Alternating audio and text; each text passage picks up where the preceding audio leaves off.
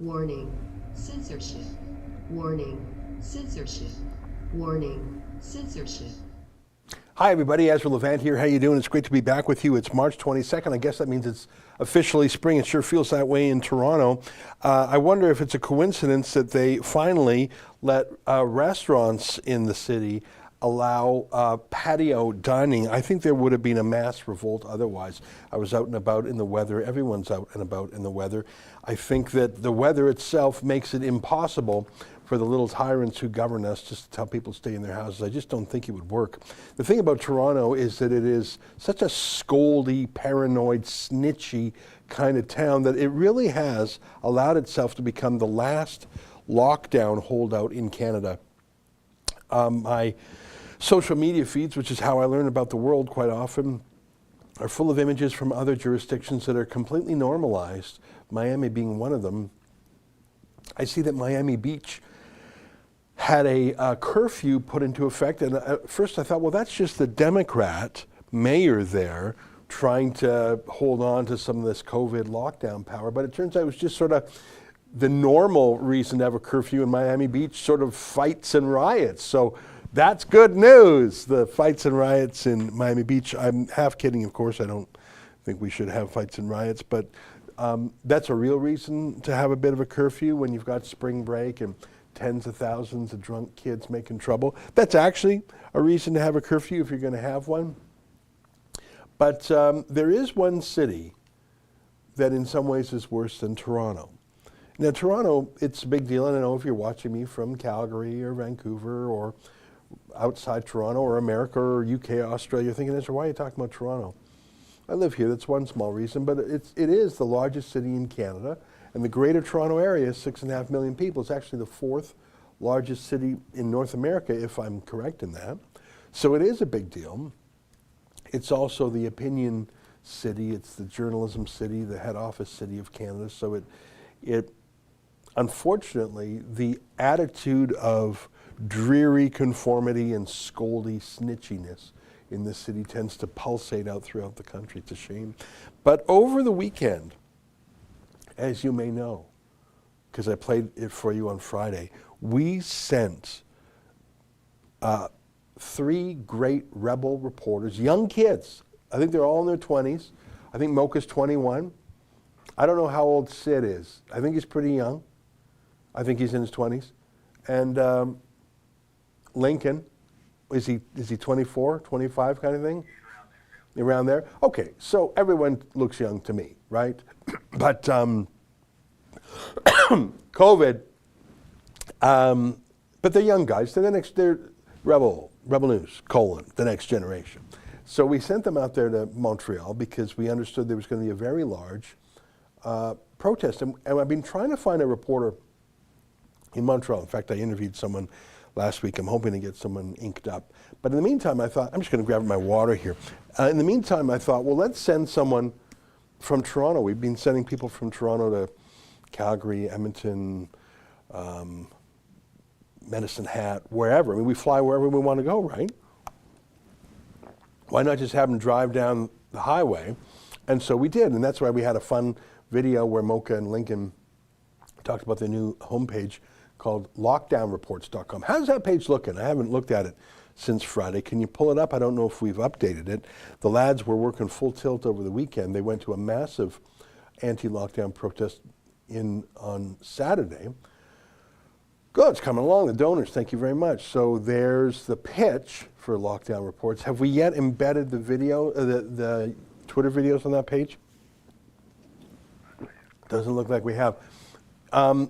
Okay, so it's not there, but I'm sure we'll update that very soon. Here's what I want to tell you about Montreal. I said that Toronto was the worst city in terms of the lockdowns. And I think that's generally true because the city, the temperament, the character, the personality of the city is, yes, please abuse me more, the dreariness. Montreal, I think in many ways is a livelier city. It's a freer city. It's a more libertine city, certainly more libertarian.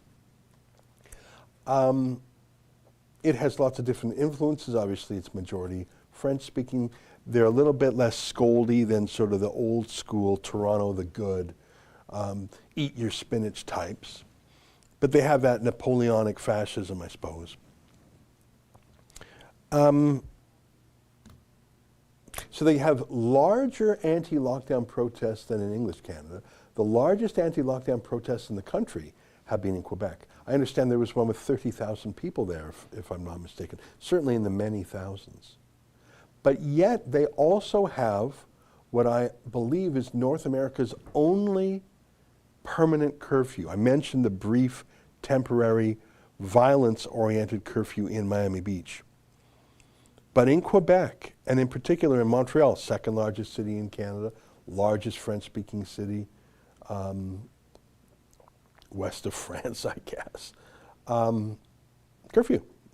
I think it's now at 9:30 p.m., is that right? It used to be from 8 p.m. to 5 a.m. I think because of sunlight hours, they now made it 9:30. So they're treating the entire province like children. I mean, I think curfews are appropriate for children, and they're treating adults like children. I think quarantines may be appropriate for people who are sick, maybe, but they're not appropriate for people who are healthy. That's not what quarantines were when they were invented hundreds of years ago. So Quebec has the most abusive civil rights laws in North America. I think if there's another jurisdiction I'm missing, let me know. So we've covered the Toronto anti-lockdown protests dozens of times, probably 30 times. We've covered actions in Calgary, Medicine Hat, Vancouver, great protests there. And so we sent the three lads to meet up with a Yankee who's based in Montreal. He doesn't go out with a camera a lot. He mainly works our social media for us. So the four of them, three in the vehicle, and then Yankee met up in person. And I want to show you how it was last night.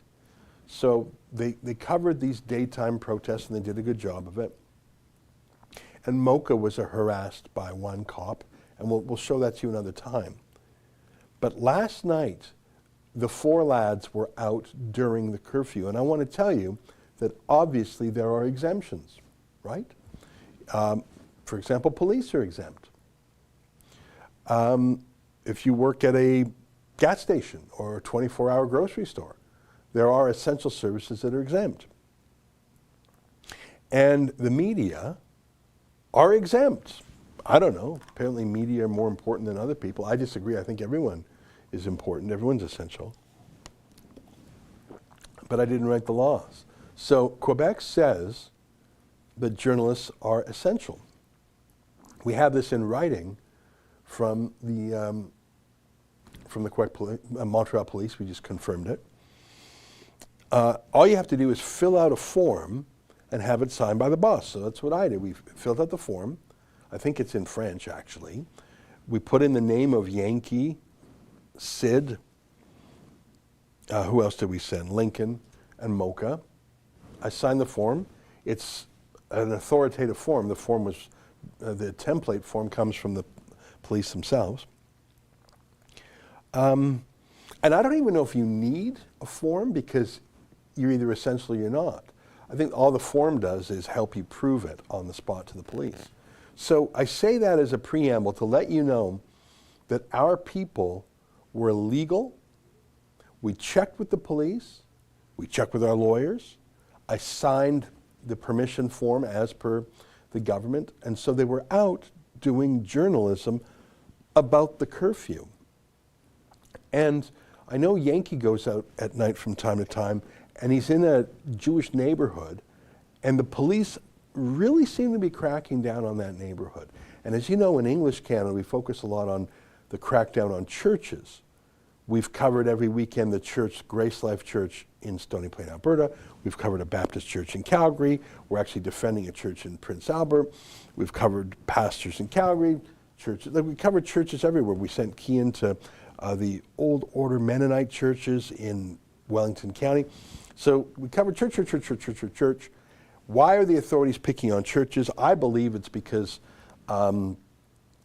there's a latent anti-Christian bigotry in the public sector, I believe, in the left in general, I believe. And also, there's actually a substantive reason besides bigotry, and that is if you believe in God, you believe in something other than Caesar, as they would say in the Bible. So you would believe, render unto Caesar that which is Caesar. So where the law says, pay your taxes, follow this rule, yeah, do that. But there's certain things that you do for God, certain things you do for the government, and there's a dividing line. You don't do every single thing a politician tells you to. There's a limit to it.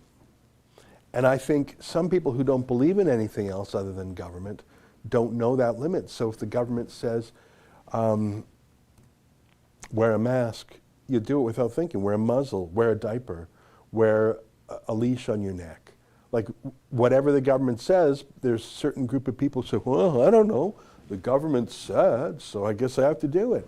Whereas if you're a believer, a Christian, for example, there's a limit to what you'll do, because after a certain point you'll say, yeah, that's not your business. So shutting down churches, there comes a breaking point for Christians, some Christians, who would say, that's not yours to do, mate. So that's why I think churches are being picked on by the lockdowns. All right, well, everything I just said about churches, does it not also apply to Orthodox Jews? By that I mean religiously observant Jews. There's a lot of Jews who are indistinguishable from the rest of the public in their look and their habits. Most Jews don't go to synagogue on a regular basis, just like most Christians don't go to church on a regular basis. But in Montreal in particular, there is a Jewish community that is very religiously observant, and they're very distinctive. They stand out because they dress in that old school medieval Europe look with the big fur hats, and they wear long sort of coats, and I mean, they speak Yiddish. And they don't live evenly spread out, they live close together. One of the reasons of which is because on the Jewish Sabbath, they don't believe in driving, because that's work, and on the day of rest, you don't work.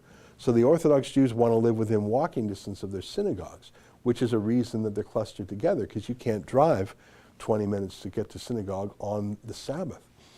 So this is not a phenomenon we have a lot of in the rest of Canada. There's some of that in Toronto, but it's quite intense in Montreal. And so even though I'm not in Montreal, I can observe through social media that these Orthodox Jews are picked on. Yeah, so that's that look, right? That, long sort of smocks and socks, and then those hats, if they wear hats, and they all have beards.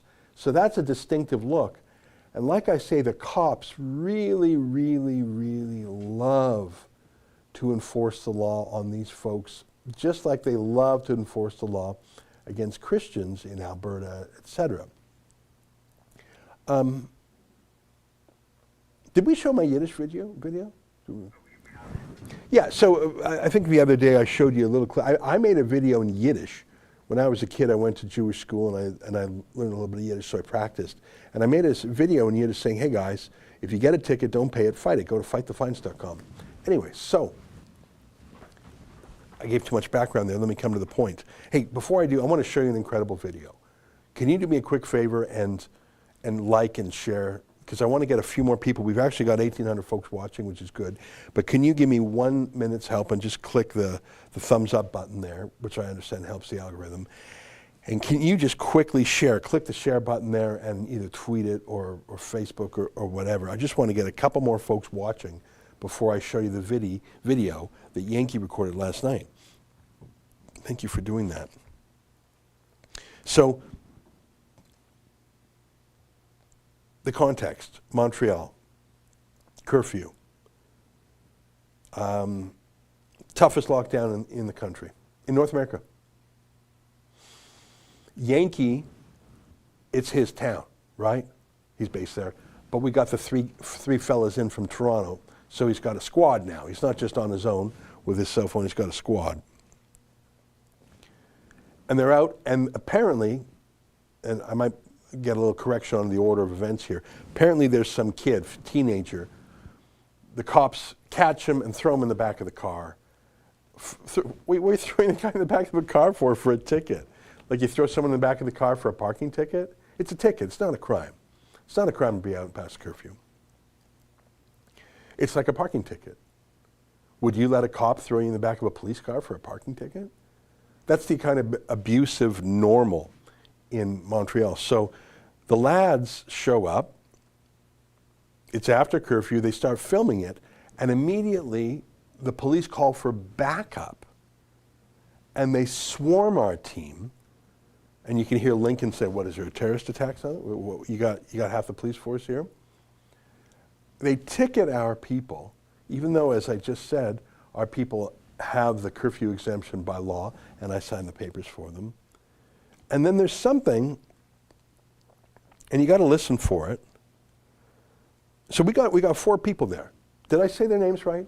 Mocha, Sydney, Lincoln, and then Yankee. Is that what I said? So Yankee's a Jew, as the name might give it away, but he's not distinctive. Like he's got a beard, but a lot of people do these days. He's not wearing the big hat. He's not wearing.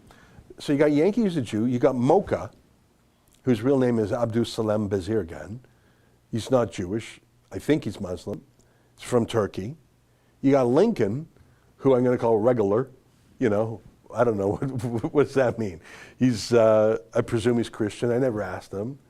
And you got Sydney. Again, I never asked him. So you got 4 guys. One's a Muslim, one's a Jew, and 2 are, I don't know. I'm presuming they're Christian. I've never asked. Have you ever asked? I'm making a joke when I said regular. And what I'm saying is it's a motley crew. We got a bit of this and a bit of that, but they're united in one thing. Freedom, right? The one thing in common between Yankee the Jew, Mocha, who's from Turkey, Lincoln and Sydney, is that they all share this belief that these lockdowns are heavy-handed. So this cop pulls them over, and then the cops swarm, and then Yankee, who's been doing this for a while, says, what's up, what's going on? I got papers. And this one lady cop says to Yankee, oh, are you with Media Juif? Are you with the Jew media? That's what Media Juif, J-U-I-F. Are you with the Jew media? What do you think of that? Here, take a look. I'll show you the clip. This is what Yankee posted to Twitter last night. Take a look. Yeah.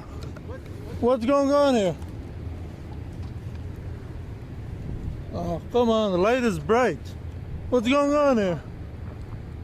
Sir, what are you doing here? I'm filming. Okay, so you have a piece of ID with you? Yes? Do you have a piece of ID with you? Yeah, I'm media. Yeah, we'll take a piece of ID with you, sir. Sure. Yeah. Go on Okay. the sidewalk. Yeah. You cannot be on the street. Yeah. I'm in the middle of moving. You're talking to me. Can you not shine at it? I don't know who you are. No? I also don't know who you are. I'm Constable Robert, 6473. Okay. And who are you? I'm giving you my papers. No problem. Just. Okay. C'est quoi le média juif, ça? What? Who are you, sir? I'm with Rebel News. I'm not Media Juif. Who are you? What's your name? And badge number. Can you give me your name and badge number? Can you give me your name and badge number? You're supposed to give it to me. Can you go back? I think he said Media Juif la instead of sir. Can I just listen to that one more time? I think la means there or this. Can we just play that clip one more time? I think there might be one word that's slightly different. It doesn't matter, but I don't think she called him sir. Can we just play that I'm part? giving you my papers. No problem. Just. Okay. C'est quoi le média juif, ça? What? I think he's. I'm with Rebel News. I'm not Media Juif. Who are you? What's your name? And badge number. Can you give me your name and badge number? Yeah. Can you give me your name and badge number? You're supposed to give it to me. I think, Efron, I think she said sa. C-A. Is this Jewish media this? I don't think she said sir, because sir's not French. She was talking to her colleague, and I think I think she said Media Juif ça, C-A, as in this. So let's tweak that. It's hard, because it's hard to hear her, and that's all Francais, but the Media Juif is clear. What do you think of that? Media Juif. Rebel News has a lot of on-air personalities. We've got David Menzies. He's not Jewish. You've got Sheila Gunn Reid. I know she's Catholic. You got Drea Humphrey. I know she's Christian. You got Keean Bexley. I think he's Christian. You got me. I'm Jewish. Here we got Andrew Chapados. I think he's, like, I don't know. I don't ask everybody their religion, but I'm just trying to think of the Jews. Avi Yamini in Australia, he's a Jew. So we got, other than me, and I guess I'm a journalist as well as the boss, you got Avi Yamini, who's Jewish. Do we have any other Jewish reporters? Like in the UK, we had a guy named Ben Lockdane, definitely not Jewish. I'm just trying to think. I don't think, Rahil Raza, she's Muslim. In fact, she just wrote a book called The ABCs of Islamism. I mean, I do interview some Jewish guests from time to time. I like Joel Pollack, he's Jewish.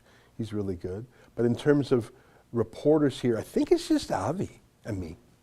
So I don't think that it's, and in terms of substance, how often do I talk about Jews? I don't think it's that often. And Israel, yeah, once in a while, and sometimes it's sort of self-referential, I'm making jokes or whatever, I think. Israel, we've talked about Israel making peace with the United Arab Emirates and Bahrain and Sudan and Morocco, which I think is a wonderful story. Kosovo now. Like, I think that's a great story. And I find it very encouraging personally as a Jew, but that's not why I'm reporting. We report on it because that's an incredible news story, because this Arab-Israeli or Jewish-Arab, whatever, Jewish-Muslim quarrel has gone on for decades, centuries even, you could say. So to have peace agreements, a warm peace between Israel and the UAE and others, that's news whether you're Jewish or not. It doesn't make you Jewish to talk about that. Every news company in the world has talked about that, including Al Jazeera. I think out of, like I do 250 shows a year, right? Are even 5 of them Jewish? I don't think so. Yeah, it shows very rarely. Like, I talk about the lockdown a lot. I'd say 50% of my content is about the lockdown. I'd say 25% is about freedom of speech or other diminution, I have to practice saying that word, of our freedom. Used to talk a lot about foreign affairs, especially in America, but that was just Trump and his phenomenon. So I don't think you can look at Rebel News and say that's the Jew media. And I'm joking around because, of course, Jew media sounds so offensive. There are some Jewish-only media, like just like there's the Christian news, like there's various Christian news sources. There's an official Muslim, not official, there's Muslim newspapers, Sikh newspapers. There are Jewish newspapers. I know in Canada there's something called the Canadian Jewish News. So you could call that, you wouldn't probably say the Jew media because that just sounds so bad. But you would say the Canadian Jewish News would call itself the Jewish media because even if you're not Jewish and work there, and they're probably all Jewish there anyways, they're only writing about Jewish matters. Why are you calling Yankee a Jew media? Can we play that video one more time? We got 4 guys. One of them is Jewish, but he's not overtly or explicitly Jewish. Nothing he says is Jewish. He doesn't reference Jewish. But he has been detained on 15 occasions by the Montreal police. I'm talking about Yankee. So they obviously know who he is. They start off by pointing that bright light right in his eyes, even after he says, please don't point into my eyes. He's firm, but he's definitely not rude. I've never heard Yankee be rude. Why would they reach for Jew media? Is that the Jew media? Is that normal? Oh, it's the Jew media. Let's play that video one more time. Yeah. What's going on here? Oh, come on, the light is bright. What's going on here? Sir, what are you doing here? I'm filming. Okay, so do you have a piece of ID with you? Yes? Do you have a piece of ID with you? Yeah, I'm media. Yeah, we'll take a piece of ID with you, sir. Sure. Yeah, Go on okay. the sidewalk. Yeah. You cannot be on the street. Yeah, I'm in the middle of moving. You're talking to me. Can you not shine at it? I don't know who you are. No? I also don't know who you are. I'm Constable Robert, 6473. Okay. And who are you? I'm giving you my papers, no problem. Just Okay. C'est quoi le média juif, ça? what? Who are you, sir? I'm with Rebel News. I'm not media Jewish. Who are you? What's your name and badge number? Can you give me your name and badge number?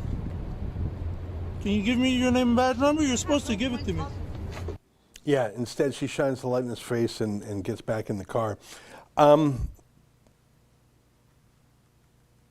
Do we...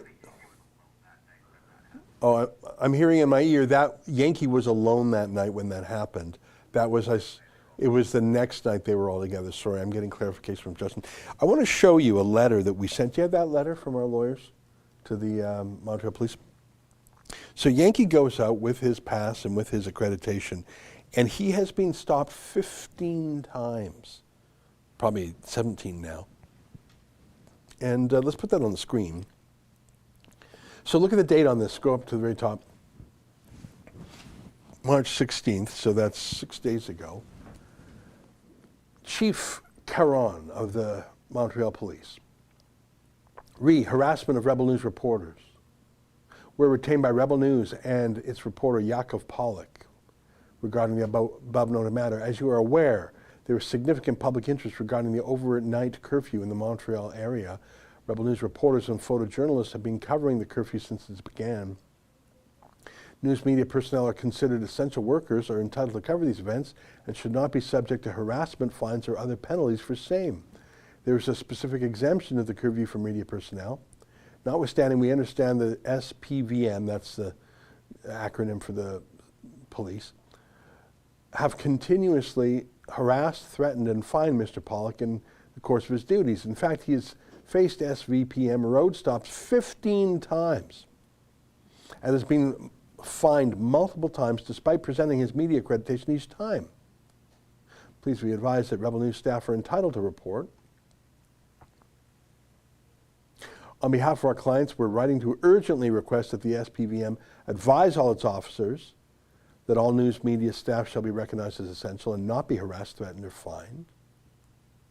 To preserve all CCTV body cam footage capturing interactions with Rebel News. All notes, correspondence, reports, and memoranda regarding such incidents. Consider this letter our formal request for same and all other evidence associated with this matter. Should it come to light that relevant footage are no longer available, we will take the position that SPVM intentionally destroyed the evidence and ask the court or any disciplinary tribunals to draw an adverse inference. As in, if you're destroying your footage, we're going to tell the court it's because you're guilty. We look forward to hearing from you or other members of the SPVM confirming that the above noted actions are being taken. Yours truly. So obviously that has not happened, or if it's happened to no effect. I don't want to lightly reach for the anti-Semitism button because that's done too often. I hate the intersectionality where everything is racism, everything is sexism, everything is transphobia. I don't want to go there. I'm against that. But why on earth would she? They've pulled him over, I think, 17 times now. They've fined him, I think, 6 times now. Even though he's got the exempt, they know who he is. They know exactly who he is. You pull a guy over 15 times, and you don't know who he is, they know who he is. C'est media juif ça? That's the Jew media? That don't seem right, do it? Now we've got, I want to let you know, they're not much nicer to Mocha. Do we have a short, I know the original clip's 11 minutes, but do we have a shorter? We have a 2-minute of Mocha being arrested, not arrested, detained. Again, he's got his exemption. They saw him filming, they pull him over. Take a look. Right now you're assaulting me, you're Yes, touching I know. me. Yeah, can I get your name and Yes, badge number? V-O-V-I-A-U. I need Okay, ID right card, now? sir, please. Yeah, I will give you my ID. What's the crime? It's not a crime, it's an infraction. I'm a journalist covering this. Yes, but Protest. covering a journalist coverage is not you have to wear the mask. No, I don't have to wear a mask. I want to breathe God's air. If You can plead wanna, that to the court. Yeah, give me the ticket, I will. Okay. Again, sir, hold it, please. Hold it. Thank you. Why am I under arrest? You're not under arrest, sir. Okay, then why? It's not an arrestation. Why did you get my ID? Because you make an infraction of the loi sur la santé publique. Public health law.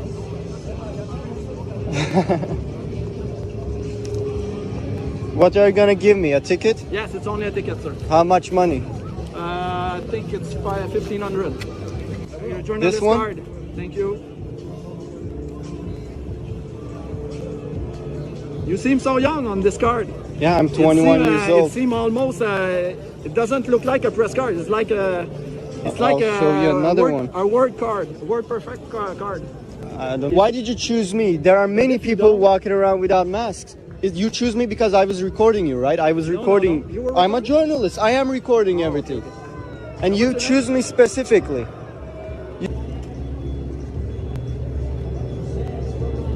Look, that woman is not wearing a mask. She's walking by.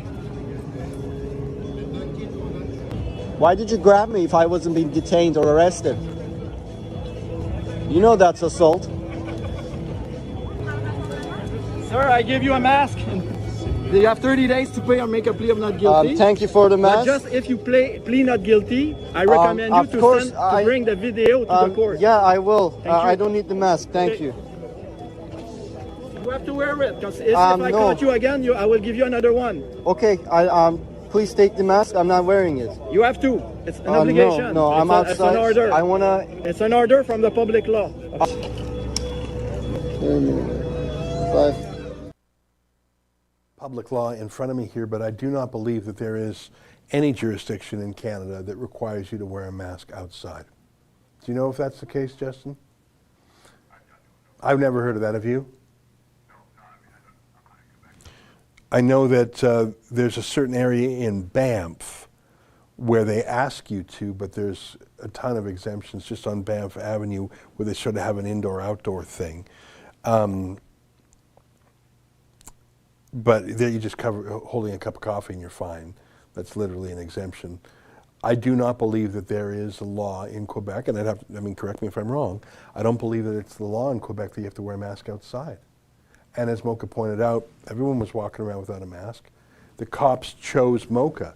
Now, they didn't say the Muslim media or the Turkish media, although they were getting weird about Mocha looking young. Yeah, he's young.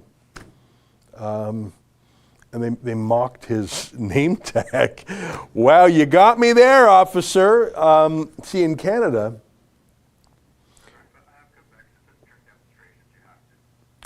during demonstrations, yeah, but Mocha was not part of a demonstration. Yeah, when to wear a mask or a face mask.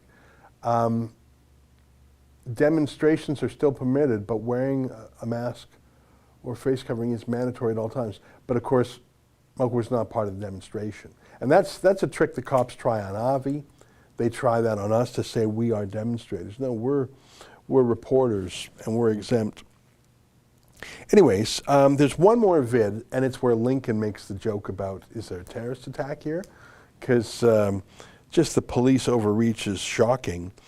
I now think that although Quebec police are not the most violent in the country, that is hands down the Toronto Police Service under their thug mayor, John Tory, and Eileen de Villick, sort of co-mayors. But I think in terms of fines, I think that Montreal police are the worst. And that Jew media thing, I'm still turning it over in my mind. Here's, so what we showed you from Yankee, I think was Friday night. And here's Saturday night, Saturday night, and this is Sunday night with Yankee. Last night, Yankee and all the lads, right? All 4 of them were there. And so this is like the 17th interaction Yankees had. But this time he had the 3 lads from Toronto. Take a look.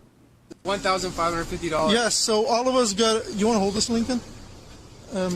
So this is the note. Well, this is a printed out note from an email with the SPVM. $6,000 total. $6,000 worth of tickets here. We're going to fight it, obviously. It's a bit ripped because I've been holding it in my thing, but it says that media is exempt from the curfew, and he's just said that it's not a real note. And the ticket is from the SPVM. But we're going to just film this nice gentleman here. Film him. He's a supervisor. So I have all my coworkers here. Well, not all, but three of them, right? This is what's going on. You just witnessed us getting tickets, $6,000 worth of tickets to for filming, for being out and doing our job. Where's the mainstream media, right? We want to know, where is the mainstream media? They're not out. Why aren't they out? Maybe someone could answer that. But we're out here. We're doing our jobs. What is the URL to go to? Or go to Lockdown Reports, guys. Chip in if you can, so we can continue showing you guys what's going on the streets here. We have covered the protests, and now we are covering the curfew. Please go to lockdownreports.com. Sorry. Another example of what we're trying to show you guys out here. You know, like, this is raw stuff. This is $6,000 worth of tickets that we all just received just for being out here trying to do our job. People are dealing with this on the daily. It's unfortunate, but we got to show you guys what's really going on. There's a lot of clips. There's another one where Lincoln was joking about the number of cops there. I understand we have another video that Justin just received from Mocha showing the cops swarming them. Do you have that handy, or are you just uploading it now? So you got 4 young guys, each of them nice. Mocha is actually quite mild-mannered, isn't he? I'd call him an introvert, I think.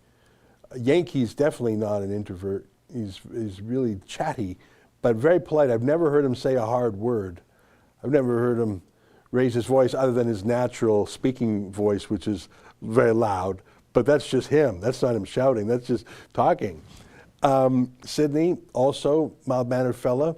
And Lincoln, you know, is the word laconic?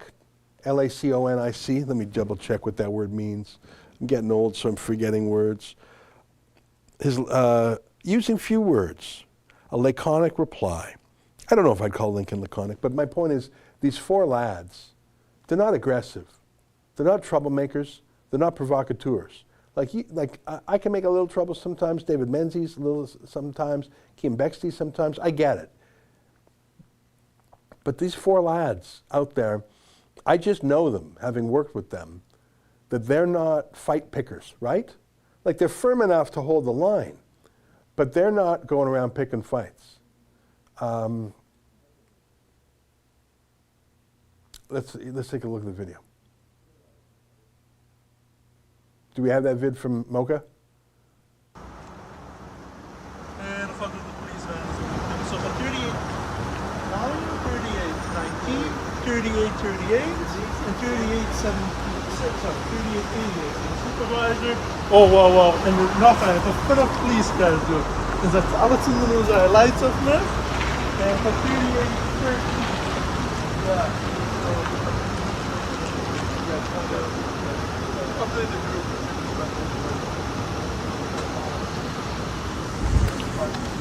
Yankee, what's happening? What's going on? They put someone in the back of the car, and then they decided to bring in 5 cars as backup for some reason. What's with all the police cars here? One for each of us, right? There's a big threat going on in the area, or? It's me. Just curious. This terrorist attack, or? You all have the other credentials, sir? We're all working together. What Okay, other? I only have 2 IDs. Oh, you want my? Oh, I didn't my give you other an card? ID. I gave you only my credentials. I can give you an ID. You want my ID? Who has my credentials?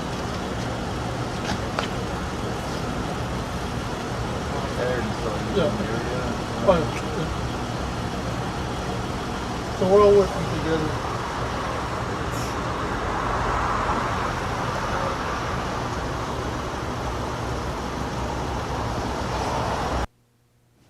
Yeah, I think I would probably be a little bit more vocal. If that were me, I think I would probably be channeling 99 Problems by Jay-Z. Don't worry, I'm not going to sing that again. I watched part of that live stream back when I was rapping, and it was awful. Justin, you know that show Succession, how the oldest son raps and he's terrible. That's what I'm. That's what I'm like. You know, when you rap along with the radio, you think you're cool. No one else around you thinks you're cool. That's what happened the other day on Friday when I was going through 99 Problems. But so you had 4 lads, and you had, was it 5 or 6 or 7 police cars?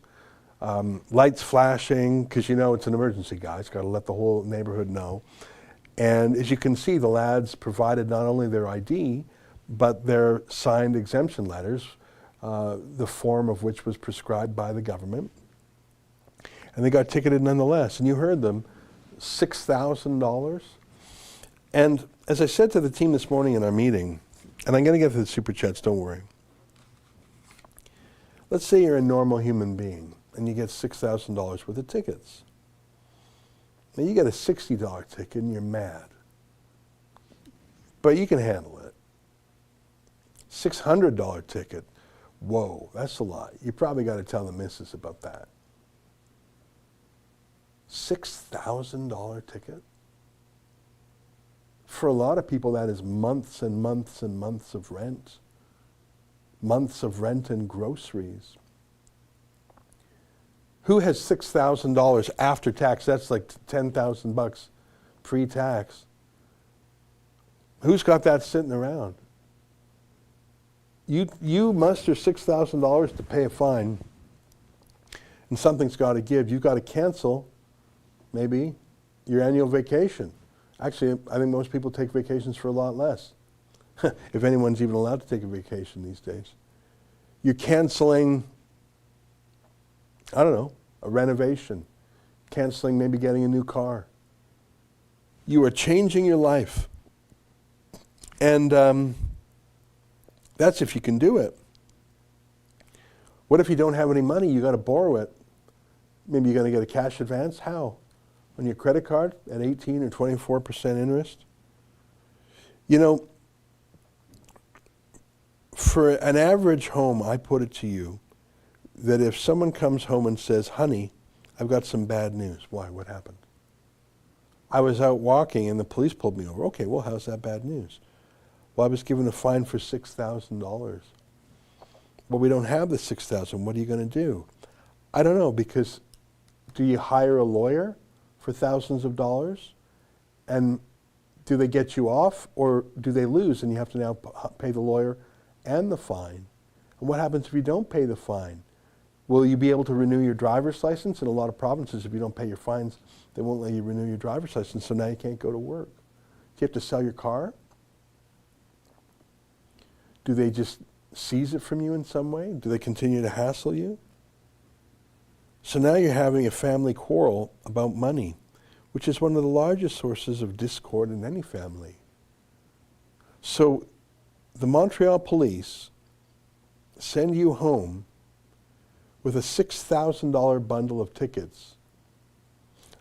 And your home is already under stress because you've been living under house arrest, which is the proper name for the lockdown for the last year. You're already stressed and depressed because you're not allowed to do the things you normally do. To be a social creature, which humans are.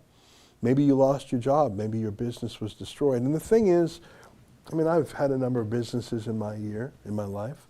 I'll name one of them, the Western Standard Magazine. When the Western Standard Magazine that I created, and when it finally expired, 3.5 years later, I knew I had done everything humanly possible to save it. It was just the advent of the internet. People weren't buying print magazines anymore. Sending something by post office just didn't work in the era of instant websites and emails. I knew that I had done everything I could to make it work, and I went the extra mile. And so when it died, I was sad and a little embarrassed, but I did not feel like the universe had dealt me a grave injustice. In fact, one good friend said, no, Ezra, this is the universe telling you that your talents belong elsewhere. This is the world saying, this isn't how you should spend your time. And I believed that. And so I picked myself and went on. And even though this company I had created died, I didn't feel morally blameworthy.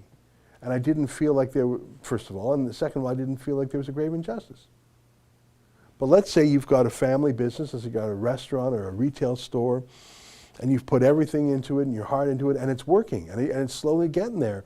And then the government orders you to shut it down. And the government says no one's allowed to go.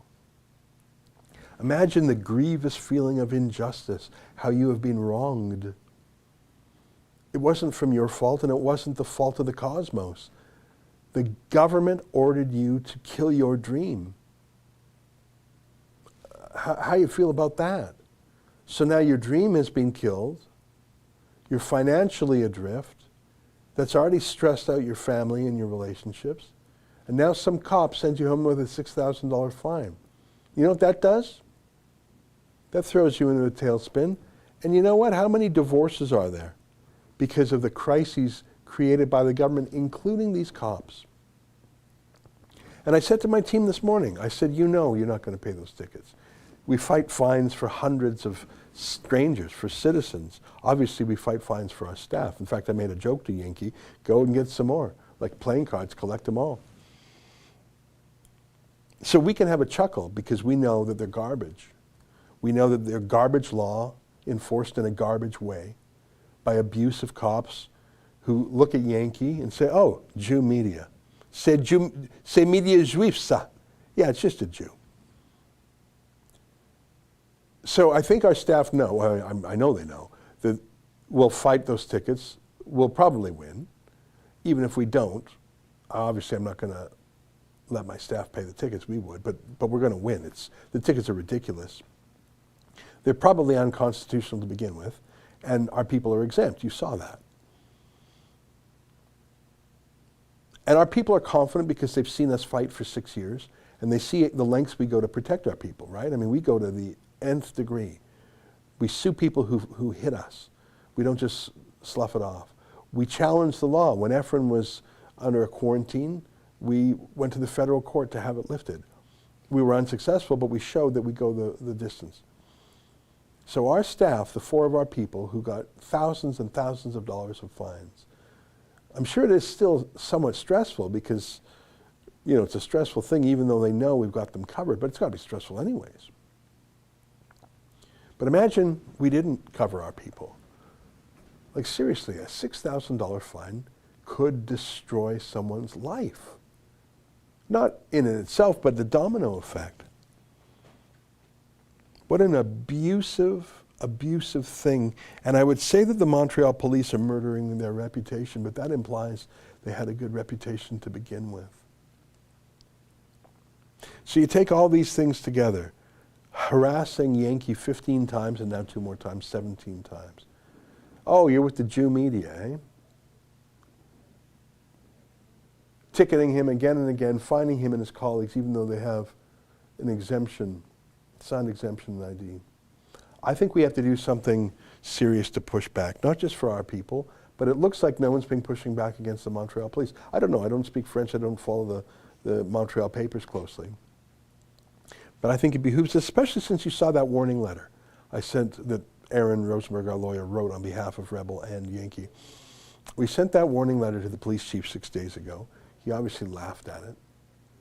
I think we need to get a judge to remind the Montreal police that they are not unrestricted, that they are accountable, that they have to live within the law, and they can't be bullies, and they can't be thugs, and they can't be anti-Semitic thugs, if that's that Jew media, if that's what that meant. I want to know a little bit more about that.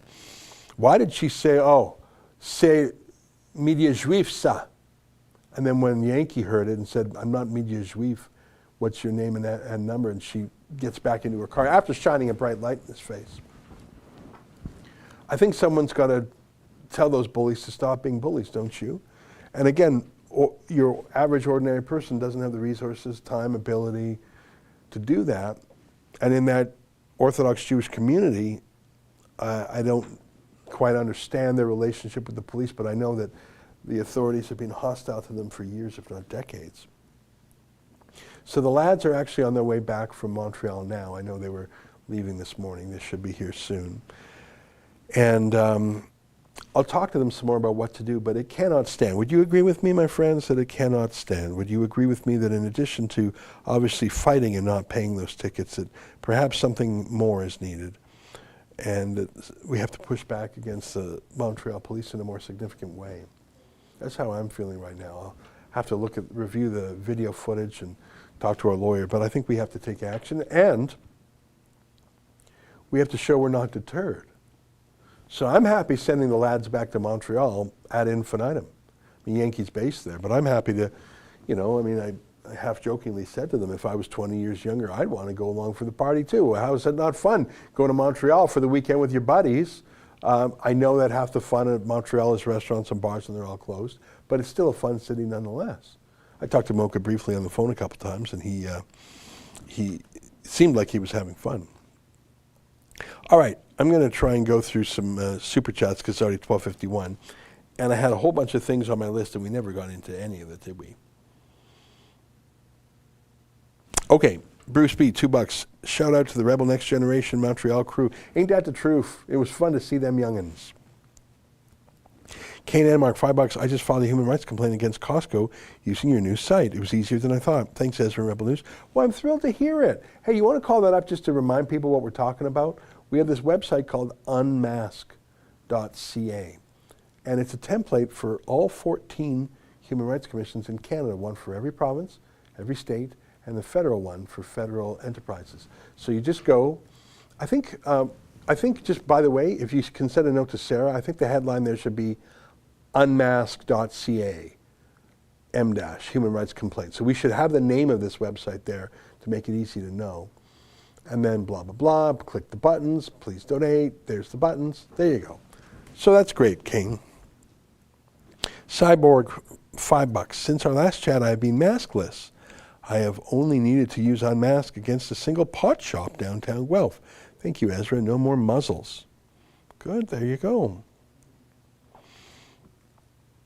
You would think that pot guys, like I find that often they're sort of earthy and eco and organic. A lot of those folks don't believe in masks, and they're vaccine hesitant. John Yoga, $5. Ezra, I wish you were the leader of the Conservative Party. I think of Rebel News, you lead an eccentric group of people. I wish O'Toole was tolerant. Eccentric? How dare you, sir? Are you saying that Yankees eccentric? That David Menzies is eccentric? How dare you, sir? You're not saying that I'm eccentric, are you? You know, we actually have quite a lot of characters here at Rebel News, and sometimes it takes a little bit of getting used to. But I think we have fun, and we generally get along with each other and people of different walks of life. And we don't all agree on everything, but there's a core belief, there's a center that I think we all ascribe to. And it seems to work. Philippe Révard, $5. Québécois here. C'est le milieu juif, ça? Yeah, I think that's the exact spelling. C'est le milieu juif, ça. And I want to say again, Philippe, that there is a manner in which that's, like there is a Jewish newspaper, there is a Christian newspaper, but we're not that. And it just struck me as odd. And again, I don't want to be rushing to accuse people of anti-Semitism. I don't like that move, because most of the time it's done in bad faith. But they knew exactly who Yankee is and was. They've pulled him over 15 times. Go ahead, Justin.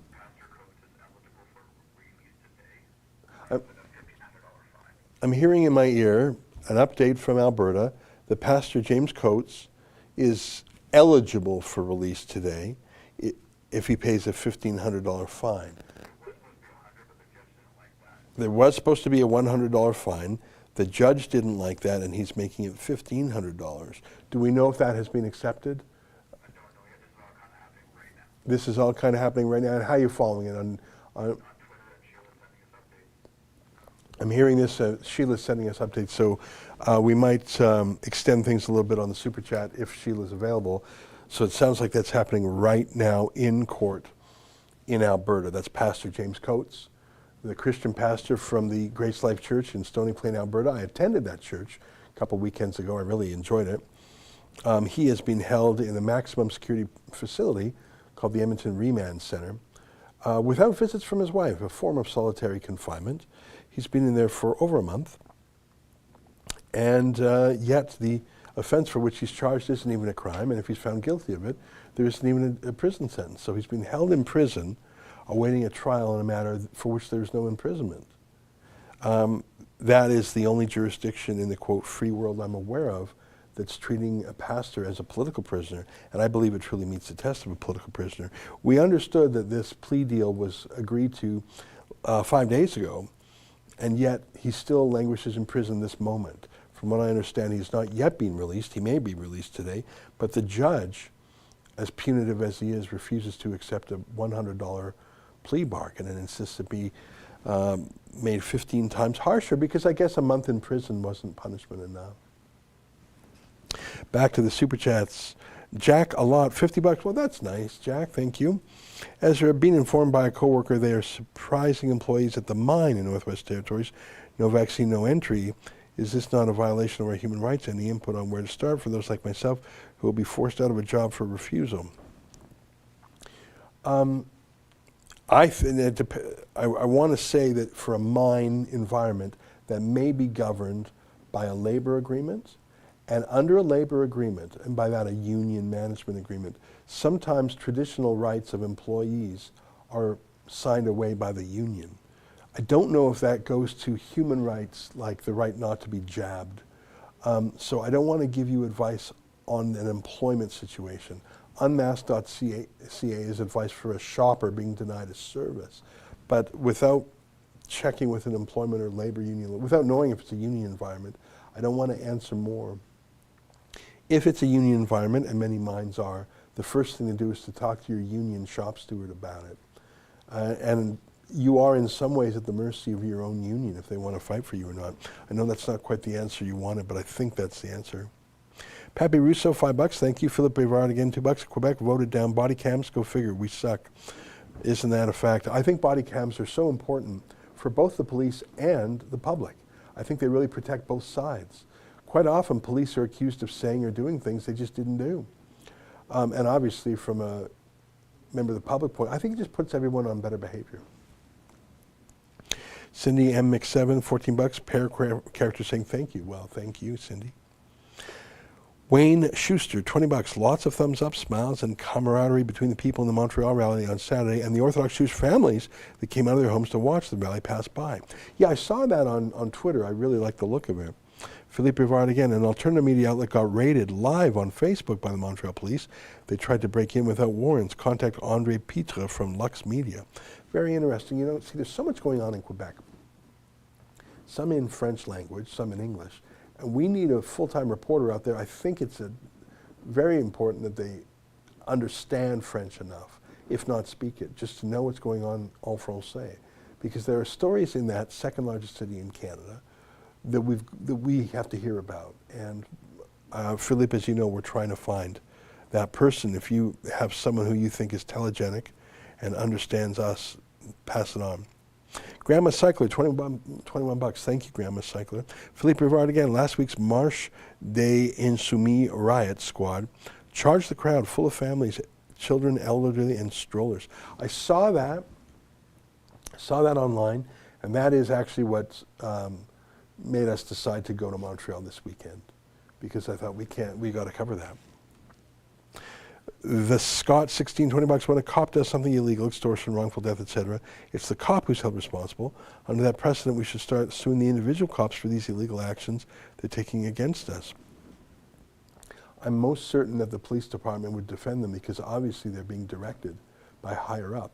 I mean, when those 100 riot police raided a restaurant in Toronto, that was not 100 individual decisions. That was a very senior decision, probably approved by the mayor himself. Hugh Prendergast, $7. How many lackeys would be needed to pull a life-size golden statue of Doug Ford up University Avenue? Yeah, isn't that the truth? Webley Pug, $5. We have the fear. How long before the hatred begins? Will it be directed versus Christians, Jews again, anti-lockdowners, etc., with Crystal Nachferber? Well, it's incredible to me what is accepted now. We have two contradictory narratives. Look at the scrutiny of police conduct with black suspects in the States. George Floyd being an obvious example. So, and he was a serial criminal on drugs. There's a lot of other issues there, but he was treated as a saintly figure, and obviously he shouldn't have died. But the way that's treated compared to when we see people with no masks tackled, physically beaten for not wearing a mask, there's a disconnect. On the one hand, millions of dollars paid in settlements to actual criminal suspects for rough policing. But we allow that same rough policing against people who don't wear a mask, which, by the way, is not even a crime. The violations of civil liberties in the UK, you get whiplash. They have anti-lockdown protests, police crush them. Then there was a woman who was killed by a police officer, so they had large protests in her support. Police cracked down on those protesters. They were nationally denounced, the police were. Then we have more anti-lockdown protests. Police are rough, no one cares. Then we have rioters in Bristol again, going after police. It's just, there's no consistency in the media or the police. So my answer is, yeah, I think you have a year into this, people are desensitized, and I think there's a hatred towards anti-lockdown, anti-mask people now.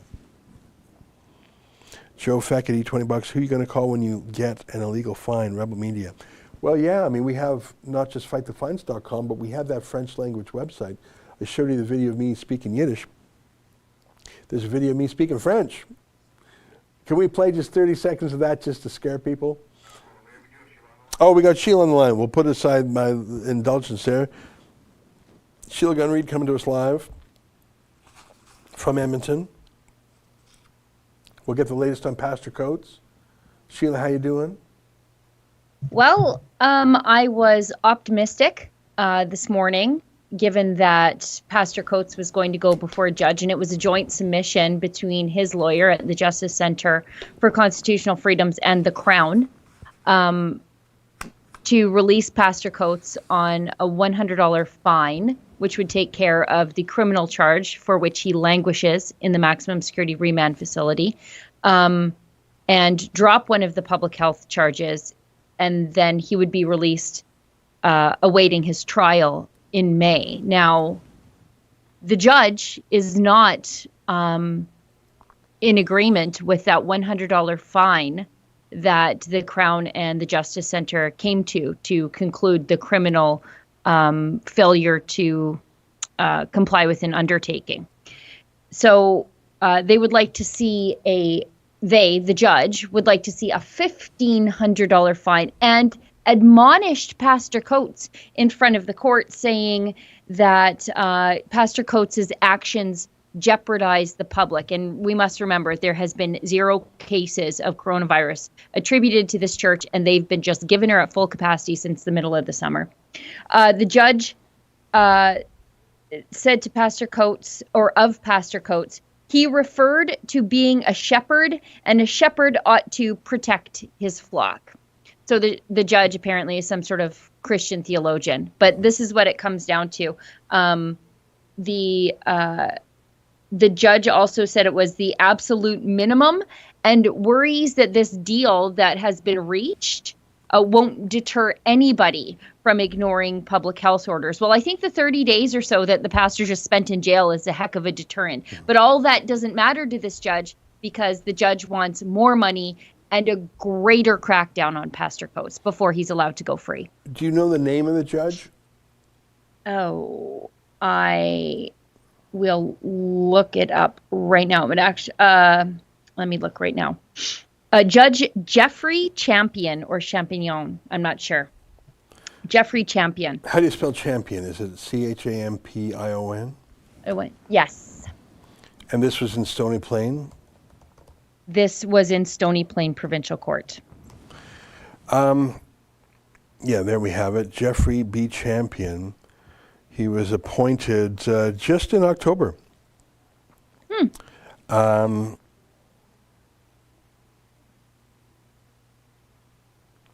So he's been a judge for about 6 months.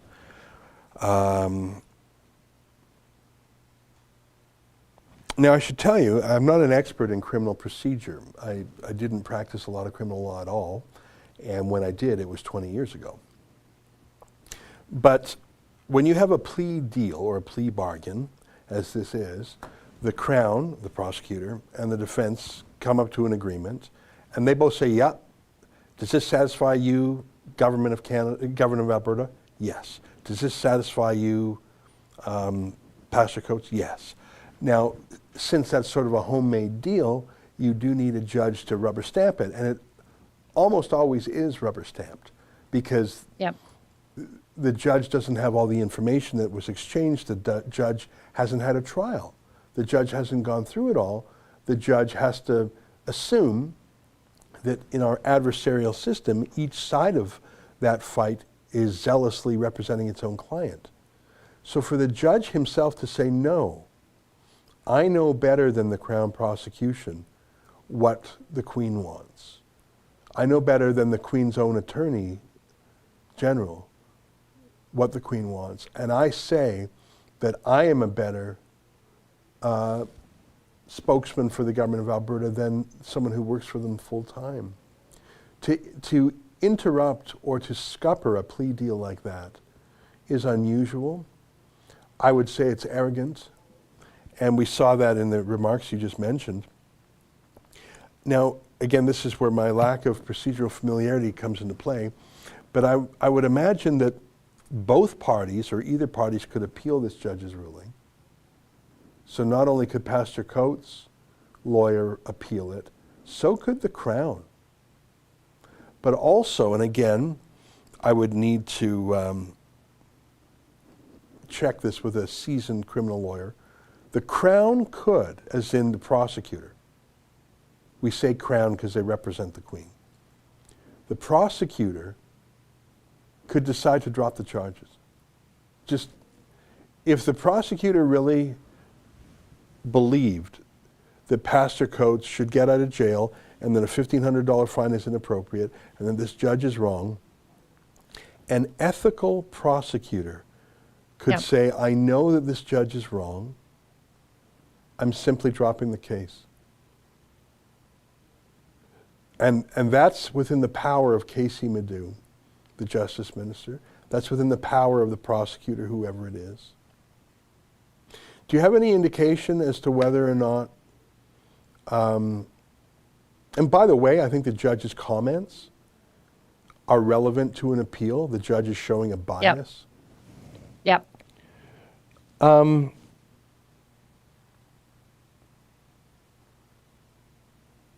There's an anti-Christian bias in all enforcements of these laws.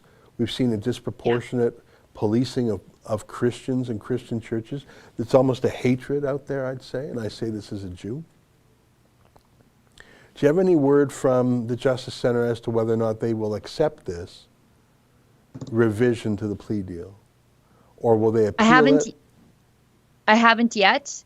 I imagine they're very, very busy right now. As soon as I can get in touch with somebody at the Justice Center, I will.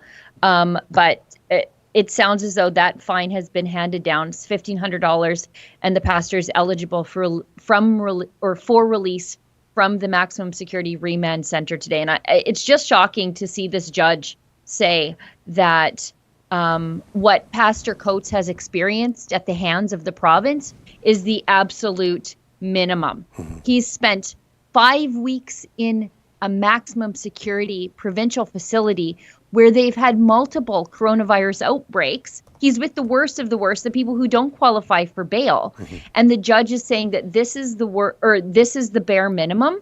And then cited Pastor Coates' own faith as a reason for proceeding with a harsher penalty. And Pastor Coates, he remarked that he's actually not a political revolutionary. That's not what he's trying to do. He's just trying to be obedient to Jesus Christ. He's not trying to make a political statement at all. He's just trying to do his job as a pastor to Grace Life Church. Now, I'm just looking at the news here. 660 News in Calgary says, a judge allowed, past tense, James Coates to go free after spending 35 days in jail, and he will be forced to pay a fine of $1,500. Now, I don't know what that means. That doesn't sound like it's, because Our version says eligible for release if he pays $1,500. That's different news. I see Janice Johnston of the Trudeau State Broadcaster says, Yeah. Judge Champion has imposed a $1,500 fine. He's eligible for release. Yeah. After 2 charges drawn. So what is not clear to me is,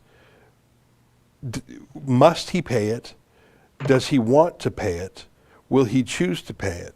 Because Pastor James Coates is appearing from the Remand Center. Here's the thing. So I don't want to trust a journalistic report. I want to see what the actual ruling is. Yeah. And I want to hear from the lawyer.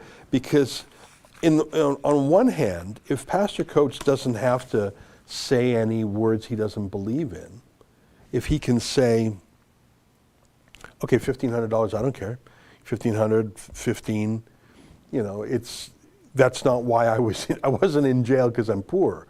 I was in jail because I wasn't going to condemn my right, renounce my right to pray. So if you're just charging me $1,500, I'll pay $1,500 so I can go see my family again, because I'm not doing anything immoral by paying to be let out of Caesar's jail. It's just, right. That's a ransom. You pay a ransom. You don't like it, but what are you going to do? I think the reason why he's been in prison for 35 days is because they also wanted him to renounce going to church. So if they've abandoned that part, I would imagine he would do it. The language in that first news report, he's forced to pay, is different than offered to get out. And I don't know if he'll pay it. Mm-hmm. I would, I've only been thinking about this for 5 minutes now, but the reason he was in prison for 35 days is not to save a few bucks. It's because he refused to say, I will not go back to church. And if they're removing that punitive, anti-Christian, illegal, unconstitutional burden from him, and if it's just cash, who cares? Pay the cash. Right. They're thugs anyways. They'll take it from you one way or the other. Just pay the hostage taker and get out. Well, yeah, and that was one of the most onerous conditions of his bail. Not only was he not allowed to qualify for bail, he was not allowed to give any sermons at Grace Life. But even worse, he was not allowed to attend Grace Life with his wife and 2 little boys because Grace Life is non-compliant as a church. So he wasn't even allowed to attend a non-compliant church. Yeah. That was one of the bail conditions. I can't, for the life of me, imagine that's constitutional. I think that's grossly unconstitutional, a gross violation of freedom of association, freedom of assembly, freedom of religion, freedom of conscience. I just think they're making it up as they go along. And I'm embarrassed for Jeffrey Champion, the judge here, if these reports are accurate. But I say again, if my understanding of the criminal law is correct, and I say it might not be, Casey Madu could just drop everything. He could say, you know what? We've reviewed the facts. We believe that we came to a good deal for the province. If a judge is saying that it's not a good deal, that's fine. No deal, but no charges, pastor goes free. That's what Casey Madu and Jason Kenney could do if they really believed in the prosecutor's deal. I think it's highly unlikely that they do that. But that's very interesting. Well, Sheila, thanks for joining us live to give us the update. I agree with you. It's probably the lawyers involved are very, very busy right now. I know that you'll be on top of this story for us. Yes. And when we get more. And you were the last person to interview Pastor James Coates before he went into prison. And I would recommend people find that video. If it's not on freepastorjames.com, it should be. Justin, can you send a note to Sarah and make sure that's on there? So the last interview he gave before he went into the clink was done by you, Sheila. And I know that you were the only media that was allowed to attend the church these past months while the jackals in the media party had to stand in the ditch with their masks on. I found that very amusing. So hopefully they will also give you the opportunity to talk to him rather than the jackals at Trudeau's CBC state broadcaster, who are just wicked liars in all cases, especially ones regarding Christians and lockdowns. I would say that this is, in some ways, good news, in that it looks like there's a path out of prison that doesn't involve him renouncing his principles. I think it's a disgrace on the judge for putting his own anti-Christian biases ahead of a plea deal that the prosecutor made. I think the whole thing is a great shame unto the government of Alberta, whose motto is strong and free. I think that motto is false advertising and should be changed. I think, finally, that if you look at the last series of public opinion polls, Sheila, in Alberta, they show something that I never thought I would see in my life, which is that the United Conservative Party, or UCP as it's called, is trailing the NDP in the polls. And I have some doubts on the methodology. For example, they didn't test all the different parties. But I think a generic explanation would be, well, Jason Kenney is screwing things up, and so people prefer the NDP. I think another possible answer is Conservatives are so grossed out by the government that they're not showing up for the Conservatives in polls. They're not saying, yeah, I'm for the UCP. I just love watching Christian churches be arrested. So I think that the low polls, maybe they're because of the pandemic, maybe because of their economy. I grant that that's obviously a large factor. But I think the abusive way that Pastor Coates, all of our Pastor Coates videos cumulatively have been watched hundreds of thousands of times. His wife, Erin Coates, was actually on Tucker Carlson on Fox News, the largest cable show in America. I think a lot of Albertans are saying, yeah, I'm not standing with the UCP while they're running some anti-Christian police state. I think that that's got to be worth 5 or 10% in the polls. And you know what? If you're a pro-Christian conservative party and you throw pastors in jail, maybe you deserve to lose. Trouble is, Rachel Notley would be even worse. I got to tell you something that it's not been reported anywhere in the media, but you brought up Pastor Coates' wife, Erin, and her interview with Tucker Carlson. I know this to be absolutely 100% gospel truth. She was initially slated to use one of the CFRN CTV studios here in Edmonton to do her interview with Tucker Carlson. It was all set to go, and then they declined to allow her to use the studio. Now, didn't say what it was, whether it was because she was going to obviously advocate for Christians or that she was appearing on Fox News, but they declined her to use their studios to appear on Fox News. They just sort of cut her off at the knees, and they had to scramble to do it and rounded up another location that came from within the church. But that's how much the local media does not want the side of Grace Life to be told inside, like, to the world. They were willing to censor Erin Coates and stop her from appearing on Fox News. That's the grossest thing I've heard today. You know, I'm a little bit familiar with how these satellite connections work. In fact, I was on Tucker Carlson about 2 months ago, and they really spend a lot of money because they don't want a Skype link. They want a high quality satellite link.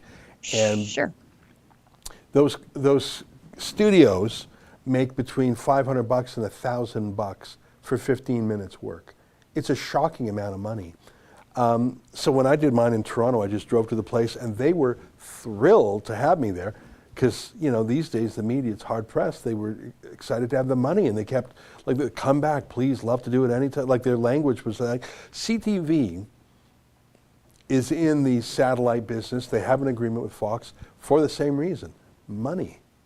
And they're in the media business. For someone at CTV to say, we're going to break our deal with Fox, and we're going to say goodbye to money because we so hate the wife of the pastor, that shows a deep-seated malice.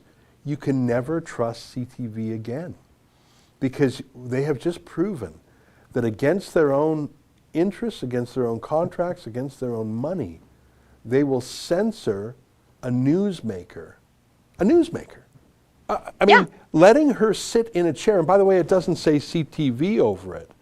It just looks like a backdrop. No one would actually know it's a CTV studio. But so they weren't doing it to save face or we can't be associated. Those wicked, malicious, political hacks who run CTV said, we'll lose the money, we'll lose the contract, just so we can stick the knife in her back. And they didn't stop her, but they probably caused her some, rearranging. You can never trust CTV again. They just prove to you what they will do without you knowing. Imagine what else they're doing all along the way. CTV are as wicked as CBC. In fact, I don't even think CBC would do what you just described CTV doing. You just can't trust CTV. No, it was shocking to hear it. And I heard it from somebody I trust implicitly, somebody who knows, and frankly, somebody who I guess trusts me with that news as somebody in the media, but not one of the ones that is forced to stand in the ditch. Yeah. Boy, by the way, they were pretty mad on Sunday. They were claiming harassment because they were standing in the ditch. It was well, great. I think standing in the ditch is a great metaphor for the media party these days. Yeah. I think that it's fitting. Well, Sheila, thanks very much. Stay in touch on this story. I will. Keep us posted. And I don't know, I'm disappointed in so many institutions. I'm disappointed in the Crown Prosecutor. I'm disappointed in the prison, which refused to let Pastor Coates' wife, Erin, visit him. I'm disappointed in the judge, Judge Jeffrey Champion, who knows better than the prosecutor, apparently. I'm disappointed in the Justice Minister and the Premier. I'm grossed out to the point of being nauseous with what you described about CTV, those wicked liars. But this is why Rebel News exists. Sheila, you say this more than I do. If these wicked liars at CTV and the rest of the media party weren't this way, there really wouldn't be any need for Rebel News now, would there? So, no, how awful they are is the best job security for somebody like me. Yeah, and they just can't help themselves. That is who they are. That is who they are. And anyone who thinks like Aaron O'Toole, to shift gears, oh, I can win them over. Oh, I think they really like me. No, you fool, they don't. Sheila, great to see you. Thanks for your help. Thanks, boss. All right, there you have it, Sheila Gunn Reid. Now it's 1:22, but I thought that was a good thing to do. I'm going to whip through these super chats and say goodbye because I got other stuff to do here too. Eat me $5. Y'all should send Yankee to ask questions at the Premier's Daily Press Point. Legault already hates Gazette journalists for asking pertinent questions. It's not a bad idea. Olga Jenny, $2. I think he meant to say eclectic. Yeah, or eccentric or eclectic. That's right. Robert Gibson, $5. Hey, Ezra, you guys are doing a great job, and I recommend as a humor to watch Contagion. I think it will put a different perspective in everything. I haven't watched that, but you know what? I'm resistant to watch it because I thought I get enough of this pandemic in real life. But I did watch that one movie. What was that called again? It was like about COVID-21 or something. It wasn't a great movie, but I didn't mind it. R.J. Jameson, $5. Definitely something needs to be done about police overreach. Yeah, I mean, the worst part of the police is when they hit people with sticks, when they find people saying, oh, you're a Jew, you're the Jew media. That's like an added garnish on top, and it bugs me. But it doesn't bug me as much as the baton smashing. Olga Jenny, $2. One too many season eclectic. Rita Algert, $5. Thank you. Akasha of the Now, $5. Stand on guard for thee wants to be interviewed are standing up for their oath. Please look into. They need help with their message to other officers. That's not a bad idea. Maybe that's something David Menzies could look into. Those are retired police officers who are opposed to lockdowns. Adam Wirsamaga, hopefully I'm saying that right. What's happened to our world, Ezra? There's no kindness left. Greed has taken over. Great seeing you on Alex Jones. Thank you for doing what you do. Well, that's the worst part of the pandemic is what it's done from people to each other. Charles Holt, $25. My brother went into a mental downward spin when the lockdowns began and was forced in confinement. Oh my God. For over a month along with many other people. Oh, you mean household confinement. This spans a larger time period. How do we fight this? How do we fight? Well, I think we fight using the levers that we still have, the law, media. I think one of the best ways is just by personal example. Don't wear a mask. Don't bend the knee. Don't be part of the scolding. Tell people, no. And don't be negative or mean about it. Just say, no, I'm done. You can choose your own fear level. I've chosen mine. I try and do that. William Wonka, $20, pear-shaped character saying, thanks for being you. Well, thank you, William. Will Matheson, $5. Compass is a predatory company destroying our healthcare system. Investigate them, please. I just don't know who you mean. I'm sorry. Jack a lot, $5, thanks. Ezra, regarding Northwest Territories, mine I work in is not union. No contract signed to regulate jabs. Shout out to Justin. Okay, so if you're not in a union environment, then you have access to other protections, like the employment standards law in your jurisdiction. I don't know your employment contract, and I don't want to give you employment advice. I just don't have an expertise there. But it's unlikely that a vaccine is required under law. I just can't imagine that taking a vaccine is a bona fide occupational requirement, as they say. Into the light with Law Boss, $5. What if I don't have an exemption? Can I still be escorted out of a store? They claim they are private ownership and have the right. Well, most stores are privately owned, right? Costco, Sobeys, Safeway, whatever. But even private companies are regulated by the various provinces' human rights laws. So, for example, they can't kick someone out because they're black. That's discrimination based on race. They can't kick someone out because they're in a wheelchair. And a mask is analogous to a wheelchair. The Scott, $16, suing the individual cop isn't about results, it's about swamping the courts and shaking the cops' resolve to blindly obey. If they're held responsible for their actions, they'll start to think twice. Well, in Toronto, we are suing 10 or 11 individual cops as well as the police force. MK Ultra, $5. I think it's obvious that a police badge is a great thing to hide behind for power-tripping losers who are otherwise incapable of commanding respect. Look, I think a lot of cops, I think they weed out in training and psychological tests and whatnot. I think police really try and weed out people who are joining the cops just to be bullies. I really do believe that. I used to work for a cop. I think I told you my first job as an articling student. I articled for a lawyer, Mike Chwalk in Edmonton, who was a former cop. So I would talk to him from time to time about different aspects of being a cop. I won't get into that now. I won't go to down that tangent. But he led me to the belief that besides being physically fit and besides being smart and knowing the law, self-control was really one of the most important things in a police officer. Because if you've got a gun, you're the killer. So or the would-be or could-be killer. So you've got to be the most psychologically disciplined person in a crisis. That's why I think I told you that in the firearms training, they simulate that by having the drill sergeant shout at you, swear at you in very close proximity. Do you lose it? Because when you're going to a 911 call at midnight, and there's a barking dog, and there's a crying woman, and there's a shouting man, and someone swearing at you, and there's lights shining at you, do you lose your wits and just start shooting everything? Or can you stay calm even when there's a guy right in your grill swearing at you? Because you got that gun, right? So the most important thing in a cop is self-control. That's my opinion.